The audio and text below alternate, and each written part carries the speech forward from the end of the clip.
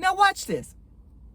We saw this clip of Byron Donalds floating three times in a room of black folks that we were better off during the Jim Crow era.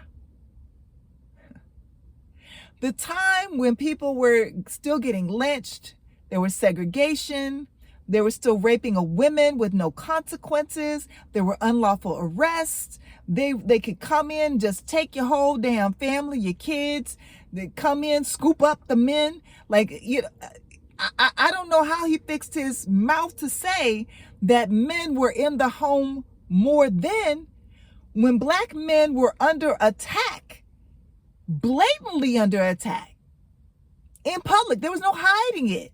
There was no effort to even try to hide it, nor was there a reason to during Jim Crow.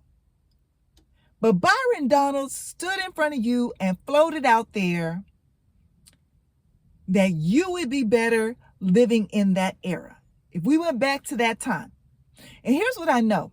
Here's what I know, because I'm black. And I hear a lot of your conversations. What you heard was, because you don't truly know the history, surely you do not truly know the history of the Jim Crow era.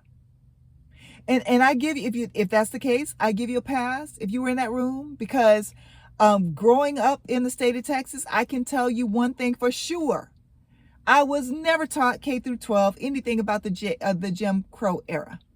Never. Had to learn that information on my own and in college. So if you don't know the history, then you semi get a pass, but I need you to go out and do your due diligence and find out the history. I need you to read up. I need you to catch up.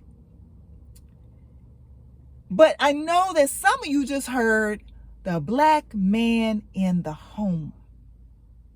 And how that registered for you, because I hear some of your conversations, is no more they, them, no more gay men, no more of this, different type of family, no more of this, we have an open marriage stuff, no more of that. We're going back to the simple woman and man in the home.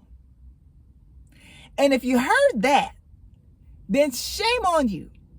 Because literally what you agreed to in that moment with all that, oh yeah, that sounds good. That's what we need to do.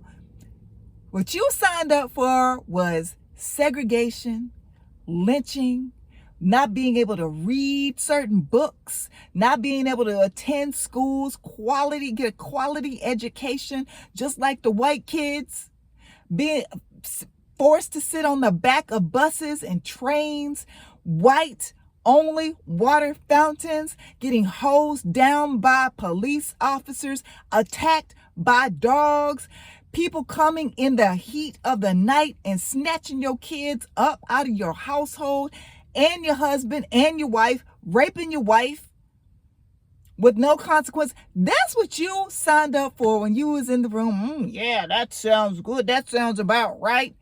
Because you heard something else.